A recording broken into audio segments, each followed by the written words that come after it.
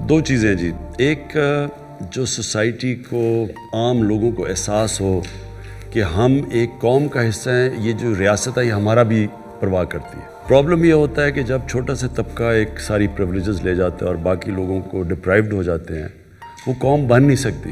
تاریخ اٹھا کے دیکھیں, جو اوپر سے فتح کرنے آتے تھے اس ملک کو, ہندوستان کو, ایک دفعہ وہ وہاں اوپر سے پہاڑوں سے نکلتے تھے, وہ سیدھا پانی پت پہنچتے تھے. راستے میں رکاوٹ نہیں ہوتی تھی کیونکہ وہ قوم نہیں تھی. جو عام جو لوگ تھے ان کے کو نہ رائٹس تھے نہ کچھ تھے, فیوڈل سسٹم تھا. تو جو طاقتور تھا وہ سب کچھ تھا, نیچے کچھ نہیں تھا. تو وہ پھر کوئی لڑتا ہی نہیں تھا, کیونکہ آزادی کے لیے لوگ لڑتے ہیں نا. ہمارا جو احساس پروگرام ہے کہ ہم نے اپنے نیچے سے لوگوں کو لفٹ کرنا ہے اوپر. اس کے لیے ایک بڑا میں انشاءاللہ ایمبیشس پروگرام لانچ کر رہا ہوں کہ پاکستان میں کوئی بھوکا نہ سوئے. ہم آئی ٹی کا پورا استعمال کر رہے ہیں کہ کیسے ہم پہلے ہاٹ سپاٹس پاکستان میں دیکھیں, کون سے علاقوں میں لوگ بھوکے ہیں, سارا پہلے ڈیٹا ڈیولپ کریں, پھر ملک کو موبلائز کریں کہ ہم کیسے ان سارے علاقوں میں جو کمزور علاقے ہیں کھانا پہنچائیں. اور اس کے بعد ساتھ ساتھ باقی بھی کر رہے ہیں. یہ ون سنگل کریکولم کے اوپر آ رہے ہیں کہ نچلے لوگوں کو موقع ملے اوپر آنے کا. پھر جو ہیلتھ کارڈ لے کے آ رہے ہیں, یہ ایک انقلاب ہے پاکستان میں. کے پی میں اور پنجاب میں انشاءاللہ بائی اینڈ آف 21 ہر خاندان کے پاس ہیلتھ انشورنس ہوگی. یہ ایک ہیلتھ سسٹم کا انقلاب آنے والا ہے. جب ایک گاؤں کے ایک خاندان کے پاس ایک ہیلتھ کارڈ ہوگا تو وہ کسی بھی ہاسپٹل میں جا کے اپنا ہیلتھ کارڈ سے علاج کروا سکتے ہیں. تو پھر پرائیویٹ سیکٹر گاؤں اور چھوٹے شہروں میں چلے جائیں گے, ہاسپٹلز بنائیں گے. ان کو ہم علیحدہ انسینٹیوائز کر رہے ہیں ہاسپٹلز کو کہ چھوٹے شہروں میں جائیں. گورنمنٹ کے پاس تو وسائل نہیں آتے زیادہ ہاسپٹل بنانے کے. وہ اس لیے نہیں جاتے غریب علاقوں میں یا چھوٹے گاؤں میں کہ ان کو پیسہ نہیں بنتا. تو جب ہیلتھ کارڈ آ جائے گا تو وہ تو کہیں بھی جا کے اپنا علاج کروا سکتے ہیں. تو یہ ایک بڑا ایمبیشس پروگرام ہے ہمارا, یونیورسل ہیلتھ کوریج کہ عام آدمی کو علاج ہو, اور سیکنڈلی پھر ایک پورا ہیلتھ سسٹم بن جائے, ان کے ڈیوٹی فری اکوپمنٹ لا سکیں. پرائیویٹ ہاسپٹلز, اوقاف کی زمین اور ویکیو ٹرسٹ کی زمین جو پڑی ہوئی ہیں ان ساروں کو ہم ان کو کنسیشن ریٹس پہ ہاسپٹل بنانے کے لیے موقع دیں. تو وہ ایک پورا ایک ہیلتھ ایجوکیشن ون سلیبس, اس کے بعد یہ جو کھانا, اور پھر جو نیا پاکستان ہاؤسنگ ہے. لیٹ اس لیے ہوا کہ فورکلوجر لا انفارچونیٹلی عدالت میں پھنسا ہوا تھا. وہ جب تک وہ نہیں آتا گورنمنٹ بینکس لینڈ نہیں کرتے. یہاں تو کوئی کانسیپٹ ہی نا, کیش ہے تو گھر بناؤ, کیش نہیں ہے تو آپ گھر ہی نہیں بنا سکتے. ایک مزدور بھی انسٹالمنٹس کے اوپر اپنا گھر بنا سکتا ہے. ہماری انشاءاللہ یہ ہاؤسنگ بہت بڑی کیمپین اٹھنے والی ہے. ہر انسان کے لیے کوئی نہ کوئی رول ماڈل ہوتا ہے. جب بڑے ہو رہے ہوتے ہیں, جب اپنے آئیڈیاز ہم کر رہے ہوتے ہیں کہ میں کیا بننا چاہتا ہوں, تو میرے تصور ہوتا ہے کوئی رول ماڈل ہوتا ہے. بٹ ایکچولی جو اچیورز ہوتے ہیں, اسپورٹس میں ہوتے ہیں, کہیں بھی دنیا میں بن جاتے ہیں رول ماڈلز, پھر ان کو کاپی کرتے ہوئے انیشلی اس طرح دنیا چلتی ہے. اللہ ہمیں کہتا ہے قرآن میں کہ جو ہمیں ہمارا رول ماڈل ہونا چاہیے وہ نبی صلی اللہ علیہ وسلم. وہ کیوں ہیں؟ کیونکہ دنیا کی تاریخ پہ کسی انسان نے وہ اچیو نہ کیا ہے نہ کر سکتا ہے. تو وہ ان کے جو فیسٹس ہیں, ان کی پرسنالٹی کے, جو مدینہ کی ریاست تھی وہ ایکچولی ان کی سنت تھی. انہوں نے وہ جو سیٹ اپ کیا, سپریم پاور بن گئے دنیا کی, اور وہ بھی ثابت کیا کہ وہ قوم جس کے پاس کوئی حیثیت ہی نہیں تھی. منگولینز بھی دنیا میں بڑی تیزی سے چھا گئے تھے, لیکن وہ 100 سال کے بعد وہ ختم ہو گئے تھے. یعنی وہ آہستہ آہستہ ان کا کلچر ہی ختم ہو گیا تھا. منگولین اس لیے دنیا میں چھا گئے تھے کیونکہ انہوں نے نئی انوویشن کی تھی. ان کا کمان جو تھی وہ بڑی دور تک تیر مارتی تھی, اور پھر ان کے اسپیشل گھوڑے تھے, وار ٹیکنیک تھی. ان کا تو تھا ہی کچھ نہیں, انہوں نے تو کوئی انوویشن نہیں تھے. رومن ایمپائر اور پرشین ایمپائر تھا. ایک دم یہ دنیا کے اوپر جو حاوی ہوا ہے, یہ ایک دنیا کی تاریخ کا ایک بڑا یونیک فینومینا ہے جس کو لوگوں نے اسٹڈی نہیں کیا. کیونکہ وہ مغرب تو نہیں اسٹڈی کرے گا اس کو, کیونکہ ان کے تو انٹرسٹ نہیں ہے. کہ وہی عرب تھے, وہ ایک دم کنورٹ ہو گئے اور مدینہ ہجرت کی تھی 622 میں. 636 یعنی 13 سال کے بعد اور 14 سال کے بعد 2 سپر پاورز ان کے سامنے گر چکی تھی, without any innovation any thing. تو وہ ایک فینومینا ہے, اس لیے قرآن ہمیں کہتی ہے کہ ان کی زندگی سے سیکھو. سو اصل میں ہی از دا رول ماڈل. جو دنیا میں ملک وہ چیزیں اڈاپٹ کرے گا وہ اوپر چلا جائے گا. جو بھی قوم وہ پرنسپلز پہ چلے گی وہ اوپر آ جائے گی. یہ جو سیکٹیرینزم ہے, اور یہ خاص طور پہ ہزارہ کے اگینسٹ جو شیعہ, اس کی جینیسس ہے 80s کی. وہ جو افغان جہاد ہوئی تھی, افغان جہاد کے اندر انفارچونیٹلی یہ جو ملیٹنٹ سیکٹیرینزم ہے یہ شروع ہوئی تھی. اس سے پہلے سیکٹیرینزم تھی لیکن ملیٹنٹ نہیں تھی. بڑا انفارچونیٹ ہے کہ وہ گروپس بن گئے 89 کے بعد جب وہ امریکنز گئے یہاں سے افغانستان سے تو وہ انفارچونیٹلی وہ جو ملیٹنٹ گروپس تھے وہ رہ گئے. انہوں نے بڑا نقصان پہنچایا پاکستان کو, پرٹیکولرلی یہ جو ہزارہ کمیونٹی کو انہوں نے ٹارگٹ کیا, شیعہ کمیونٹی کو. جو اب ہوا ہے, یہ جو آئیسس نے کلیم کیا ہے, ہم سب کا یہ اوپینین ہے, ہماری سیکیورٹی ایجنسیز کا, آئیسس کو بیک کر رہا ہے ہندوستان. ہندوستان کا اسٹیٹڈ ایم ہے, نریندر مودی کی حکومت ہے, پاکستان میں انتشار پھیلانا. میں نے اپنی کیبنٹ کو لاسٹ مارچ میں نے ان سب کو بتا دیا تھا کہ یہ سیکٹیرینزم انفلیم کرنا چاہتے ہیں پاکستان میں. انہوں نے شروع کرنا تھا شیعہ اور سنی کے علماء کو قتل کرنے کا. ہم نے پکڑے بھی لوگ یہاں ان کے ادھر اسلام آباد میں بھی ایکشن کرنے لگے تھے. اینڈ فل مارکس کہ ہماری جو ISI ہے, ہماری جو ایجنسیز ہیں وہ ورلڈ کلاس ہیں. لیکن انفارچونیٹلی بڑا مشکل تھا, یہ انہوں نے ٹارگٹ کیا ریموٹ ایریاز ہیں, اسپاس پاپولیشن ہے, وہاں ایریاز کو کور کرنا مشکل ہے, تو انہوں نے یہ ٹارگٹ کیا. آئیسس کے ساتھ جو یہ سیکٹیرین ٹائپ گروپس تھے, یہ اس کے ساتھ معاف کر چکے ہیں آئیسس کے ساتھ. ایک چیز سمجھ آئے, بلوچستان میں ہماری فیڈرل گورنمنٹس نے توجہ نہیں دی. توجہ اس لیے نہیں دی کہ بلوچستان کا جو ٹوٹل ووٹ بینک ہے وہ ایک فیصل آباد ڈویژن جتنا ہے. تو جو یہاں گورنمنٹس آتی تھیں وہ اگر سینٹرل پنجاب جیت جائیں, ووٹس باقی KP سے مل جائیں, تو وہ گورنمنٹ فارم کر لیتی تھی. تو اس لیے ایگزیکٹلی کہ جو پیپلز پارٹی نے کراچی کے اوپر توجہ نہیں دی, کیونکہ وہ انٹیریئر سے ووٹ لے کے آتے ہیں, تو اس لیے وہ کراچی کی پرواہ نہیں کرتے اور کراچی نگلیکٹ ہو گیا. تو یہ بلوچستان کا سنڈروم تھا. اس کا دوسرا پرابلم یہ ہے کہ بلوچستان کے اندر سرداری سسٹم ہے, وہ ایک ایسا سسٹم بنا ہوا ہے کہ جو بھی پھر فیڈرل گورنمنٹ بنتی تھی, یہ پھر سردار اس کے ساتھ الائنس کر لیتے تھے. اب سردار جو الائنس کر لیتے تھے, ہوتا یہ تھا کہ جو ڈیولپمنٹ فنڈز وہاں کے لیے دیے جاتے تھے وہ ان کے ذریعے خرچ کیے جاتے تھے, وہ نیچے تک پہنچتے ہی نہیں تھے. تو اس لیے وہاں لوگ غریب ہیں, اور سردار جو over a period of time وہ بہت پاورفل بن چکے ہیں. اور ان کے جو اپنے پولیٹیکل جو پاورفل ان کے جو سردار تھے, انہوں نے بھی کبھی لوکل گورنمنٹ سسٹم نہیں ڈیولپ کیا. اس کی وجہ سے وہاں بڑا غربت ہے نیچے. سو اس کے ملٹیپل طریقے ہیں. ہم اب پہلی گورنمنٹ ہے جو پورا زور لگا رہے ہیں سوشو اکنامک ڈیولپمنٹ پہ بلوچستان پہ. ساؤتھ بلوچستان میں پہلی دفعہ بڑا پیکج دیا ہے, بٹ وہ ایریا بڑا ہے, اس کے لیے فنڈز بہت چاہیے, اور ہمارے پاس اس وقت اتنے فنڈز نہیں. اور اب بڑا اچھا چیف منسٹر آئے جو جام کمال ہے. سو ہم کوشش کر رہے ہیں کہ یہ جو پرانے ایک لیگیسی بنی ہوئی تھی اس کو ختم کریں. جو ٹیکس مشینری ہے نا ہماری, وہ انفارچونیٹلی کرپٹڈ ہے, بہت کرپٹڈ ہے. اور وہ ہوئی ہے کرپٹڈ جب مورل اتھارٹی ہوتی ہے وہ اوپر سے نیچے آتی ہے. سو نبی صلی اللہ علیہ وسلم نے مدینہ کے اندر ساری جو ویلیو سسٹم اوپر لے گئے تو سب چینج ہو گئے. تو جب آپ کے پاس یہ ٹوٹ بٹوٹ آ جائیں زرداری اور نواز شریف, تو سارے ملک کی مورالٹی کولیپس کر جاتی ہے. آپ سے ایک مین اینکر آپ سے پوچھے کہ جی صرف 22 کروڑ کی چوری ہے, ایک منسٹر کر رہا ہے, تو آپ خود ہی سوچ لیں کہ ملک کی مورالٹی کدھر پہنچ گئی ہے. تو وہ اوپر سے شروع ہوتی ہے نیچے تک. سو ٹیکس سسٹم نے بھی, کیونکہ سب سے یہ امپورٹنٹ ہے, تو اس نے بھی افیکٹ تو ہونا تھا. اس کا کیور آٹومیشن ہے. جتنی ہم ٹیکنالوجی اس کے اندر لے کے آئیں گے, اور انفارچونیٹلی FBR نے ٹیکنالوجی آنے سے روکا, سیبوٹاج کی, کیونکہ وہ پیسے بناتے ہیں. اب ہم اس ٹیکنالوجی کی طرف جا رہے ہیں. لیکن آپ کو میں شاکنگ فگرز یہ دوں کہ ہمارے 22 کروڑ لوگوں میں سے صرف 20 لاکھ لوگ ٹیکس دیتے ہیں, دنیا میں سب سے کم ٹیکس. اور جو ہمارا 70% ٹیکس اکٹھا ہوتا ہے وہ صرف 3000 لوگ دیتے ہیں, اور جو 20 لاکھ ہیں وہ ٹیکس فائلرز ہیں. اور ہم نے ابھی اب یہ ٹیکنالوجی کا استعمال کرتے ہوئے ہم نے ابھی دیکھا کہ ہمارے ملک میں اس وقت 3.5 کروڑ لوگ ہیں جن کے پاس گاڑیاں ہیں, جن کے پاس گھر ہیں, لیکن کوئی ٹیکس نہیں دیتے. تو وہ اب ہم ٹیکنالوجی کے ذریعے اس کی طرف جا رہے ہیں, کیونکہ فیوچر ہماری ٹیکس کلیکشن پہ ہے. جب تک ہم پیسے نہیں اکٹھے کرتے, ہمارے پاس ایک تو قرضے اتنے چڑھے ہوئے ہیں, اوپر سے ہم نے ایک ینگ پاپولیشن کو سروس کرنا ہے, وہ ہو ہی نہیں سکتا اس ٹیکس کلیکشن.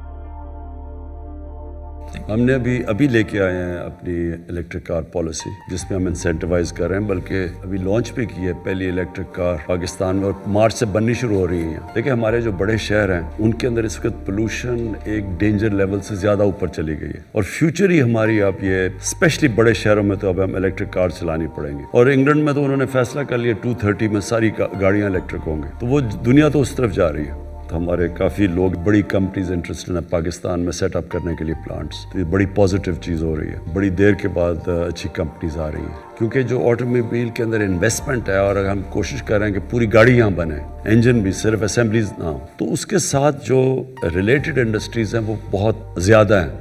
اور وہ بڑی امپلائمنٹ بھی پرووائڈ کرتی ہیں اور وہ ہمارے موقع مل جاتا ہے اس کے ساتھ ساتھ اور بھی بہت چیزیں کریں اگر انجن بننا شروع ہو جائیں. ہماری پالیسی پہلی گورنمنٹ پاکستان میں آئی ہے جس کی انوائرمنٹ کے اوپر کوئی پالیسی پہلے تو کوئی پرواہ نہیں کرتا تھا انوائرمنٹ کی, تو اس کے اندر اب ہم جس طرح دیکھ رہے ہیں آگے ٹرینڈز ہمیں بالکل افیکٹ کرتا ہے. ہمارے شہروں میں جس لیول کی پولوشن پہنچ گئی ہے کم از کم شہروں میں الیکٹرک وہیکلز لانی پڑیں گے اور ان کو انسینٹیوائز کریں گے. پاکستان کا پرابلم تھا کیا اور اب تک گورنمنٹ کدھر پہنچی ہے, وہ ایکچولی جب تک اب وہ پرابلم سمجھیں گے نہیں بڑا مشکل ہے لوگوں کو ایکسپلین کرنا, کیونکہ انفارچونیٹلی جب ایک ملک کا ریکارڈ خسارہ ہو, یعنی ریکارڈ پاکستان کا فسکل ڈیفیسٹ ہو, ریکارڈ کرنٹ اکاؤنٹ یعنی بیرونی خسارہ, ریکارڈ بورڈ ڈیفیسٹ ہو اور پھر ریکارڈ قرضے ہوں, تو وہ ملک کے تو حالات برے ہیں نا. ایک ملک کے گھر کی طرح ہوتا ہے. گھر کے اندر اگر آپ کو کوئی گھر چھوڑ کے جائے اور اس کا سب سے زیادہ خسارہ چھوڑ جائے اور وہ سارا وقت گھر پاس کبھی کوئی لوگ پیسے مانگنے آ رہے ہیں, کوئی کرایہ دار آ رہا ہے, کوئی سبزیوں والا آ رہا ہے, تو اس کے پاس اس کی آمدنی کم اور خرچہ زیادہ ہو, تو وہ کیا کرے گا شارٹ ٹرم میں. دنیا میں کووڈ آیا, کس نے مار کھائی؟ غریب لوگوں نے مار کھائی. ہمارے ملک میں نہیں, سارے امیر ملکوں کے بھی غریب آدمی نے مار کھائی.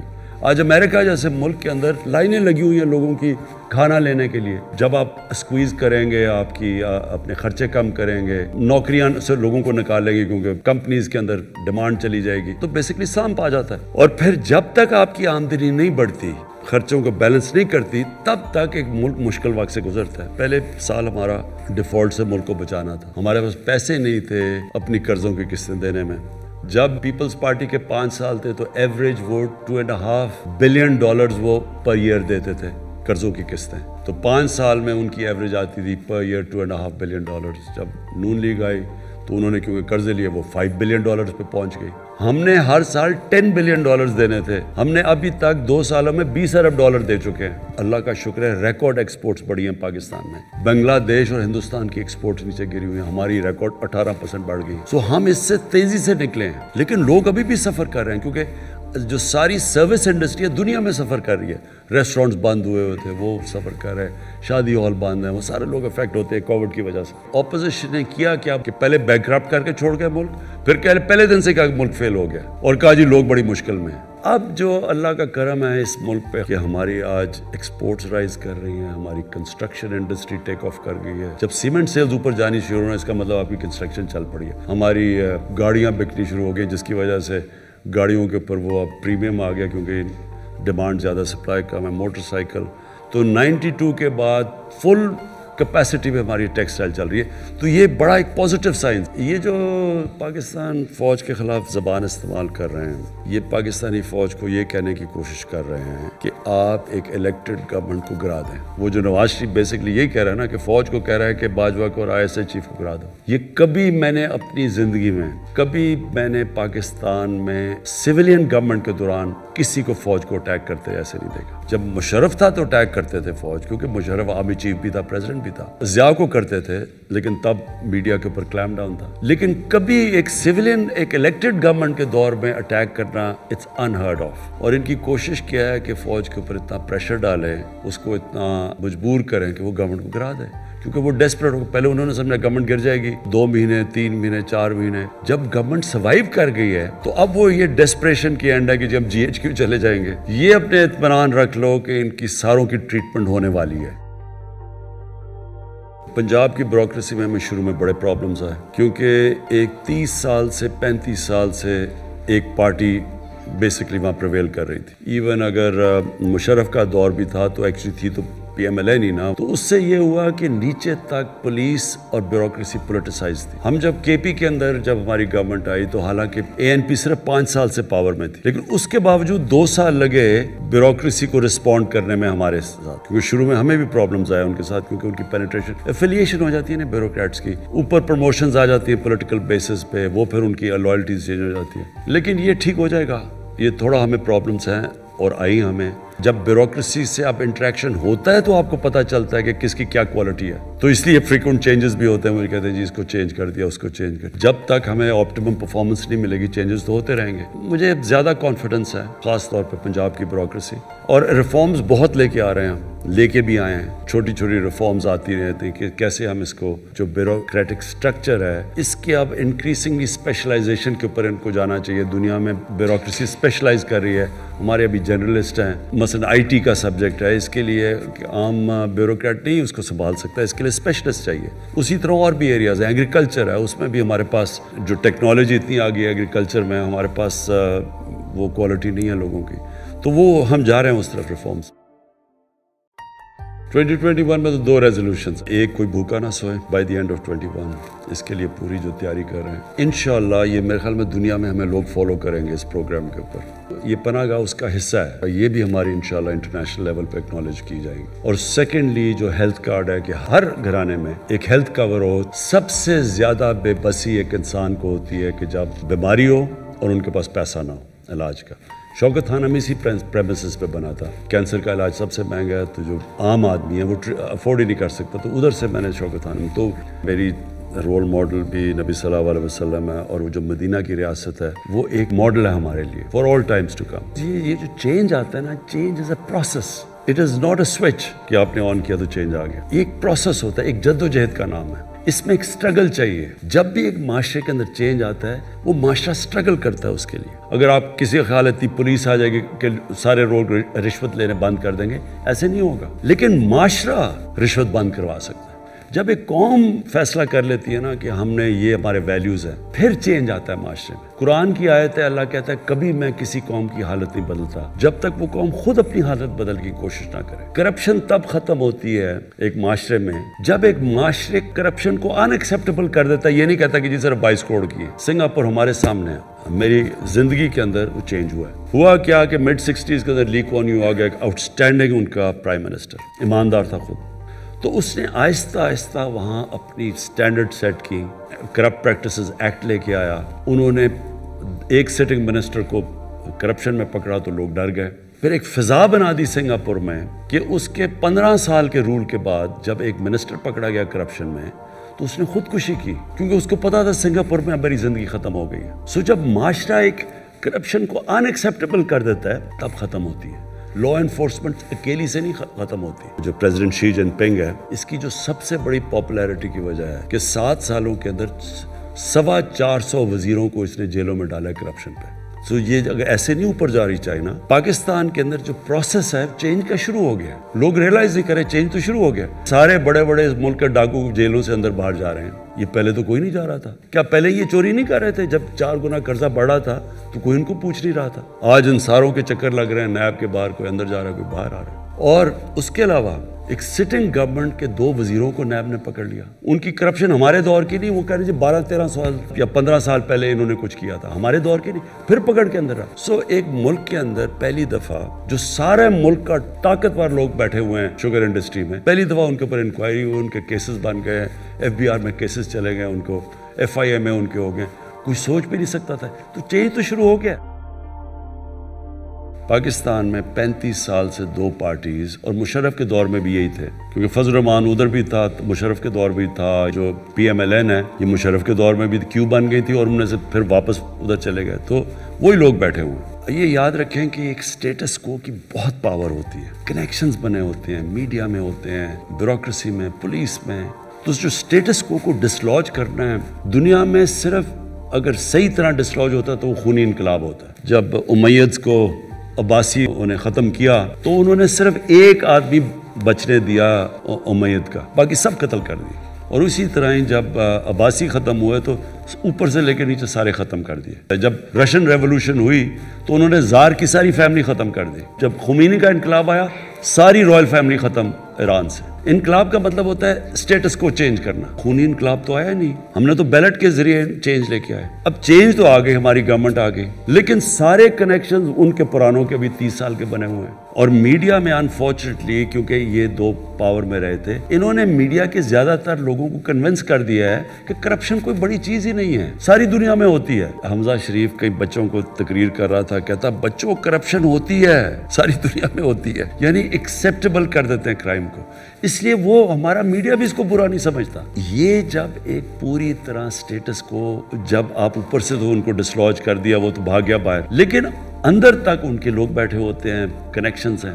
اگر کوئی بھی مسلمان دنیا کا سٹیٹسمن میں کہوں گا نا، وہ مہاتر محمد۔ ملیشیا کو چینج کر دیا اس نے، $500 یا $600 پر کیپٹا تھی جب وہ آیا، $9,000 پر چھوڑ کے گیا۔ مہاتر محمد گیا وہاں، ایک نواز شریف آ گیا نجیب کے نام پہ، اس نے جا کے کرپشن شروع کر دی، پیسے بنانے، منی لانڈرنگ۔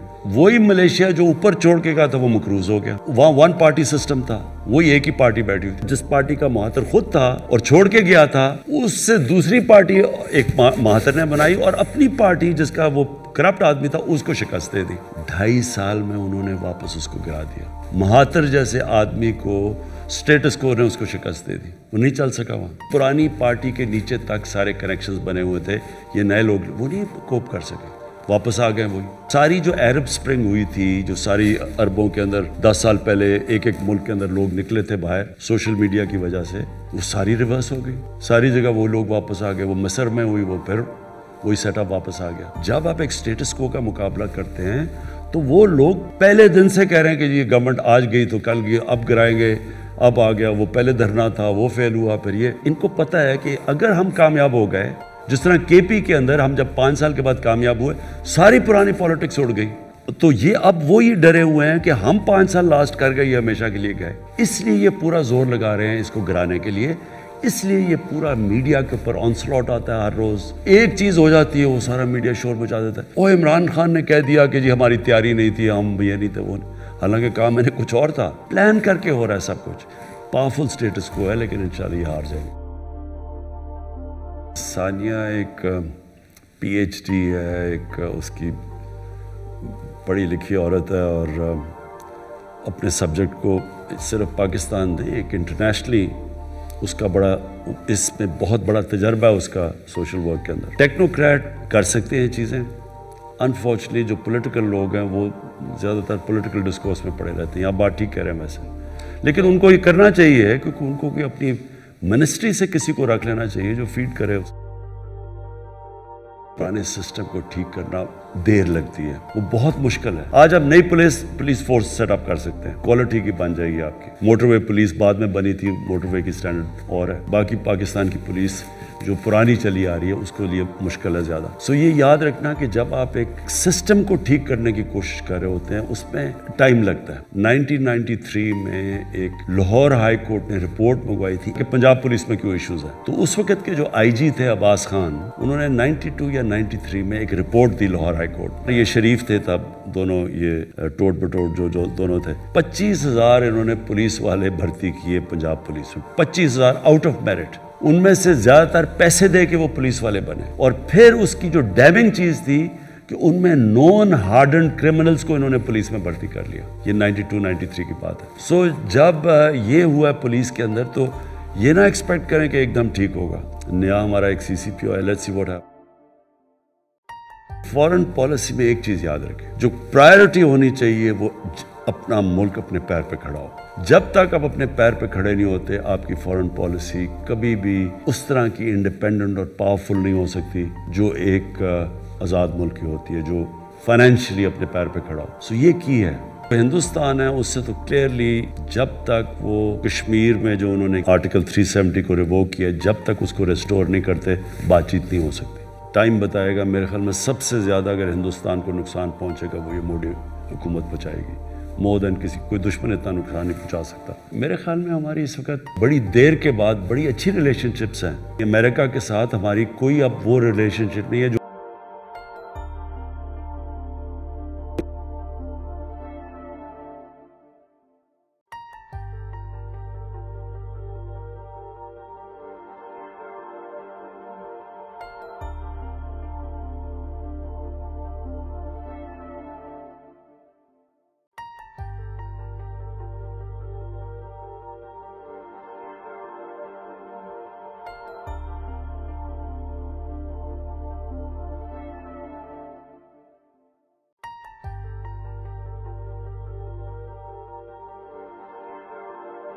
جب آپ کے ٹوٹل ٹیکس کلیکشن پہلے کم ہو، کیونکہ آپ کو بتایا کہ صرف 3,000 لوگ 70% ٹیکس دیتے ہیں، لوگ تو ٹیکس نہیں دیتے، پھر آدھی چلی جائے قرضوں کی قسطوں پہ، تو ملک کے لیے اتنا کم پیسہ کافی نہیں ہے ملک چلانے کے لیے. سو کہیں نہ کہیں کٹس لگتے ہیں. سارے ایمرجنسیز ایریاز ہوتے ہیں، کہیں لگژری پہ تو پیسہ خرچ نہیں ہو رہا، تو ادھر پھر یہ سفر کرتا ہے ہمارا ایجوکیشن کی ایکسپینشن. یہ جو ہمارا پہلا سال گزرا اسٹیبلائزیشن، دوسرا سال ایکچولی کووڈ کی وجہ سے ہم سارے ریجنل ملکوں میں سے سب سے بہتر نکل چکے ہیں اکنامکلی. لیکن جب تک یہ جو ہمارا آگے آپ جو جانے کا طریقہ ہے، ویلتھ کریٹ کر کے کنسٹرکشن انڈسٹری کو، ایکسپورٹس کو، آئی ٹی کو، ٹورزم کو، یہ ایک ایسے ایریاز ہیں جدھر بڑا ہم تیزی سے اپنی ویلتھ کریٹ کر سکتے ہیں. اس کا پھر میجر چنک ایجوکیشن کے اوپر لگائیں، کیونکہ ابھی تک ہمارے پاس اتنا پیسہ نہیں ہے جتنا ہمیں ایجوکیشن پہ لگانا چاہیے. میں آپ کو پھر مثال دے رہا ہوں کہ امریکہ میں $2.8 ٹریلین یعنی 28,000 ارب روپیہ انہوں نے اسٹیمولس دیا ہے، ہم نے 8 ارب دیا ہے. یعنی یہ اتنی بڑی ڈسکریپنسی اب جب آپ دیکھتے ہیں تو وہ کہیں نہ کہیں ملک تو سفر کرتا ہے. کئی ایسے سبجیکٹس تھے جو سینٹرلائز ہونے چاہیے، جو فیڈرل گورنمنٹ کے نیچے ہونے چاہیے تھے. 18th امینڈمنٹ کے بعد فریگمنٹ ہو گیا سسٹم ہمارا، تو ہم اتنا نہیں کہہ سکتے ہر صوبے کو کہ آپ یہ کریں، کیونکہ وہ صوبہ پھر کہتے ہیں جی میری تو یہ پرائرٹی ہے. اس سے تھوڑا ہمیں ایشو ہے. But I agree with you کہ کوئی ملک ترقی نہیں کر سکتا ایجوکیشن کے بغیر. Thank you so much for watching our video. Please share with your fellows on social medias. Thank you.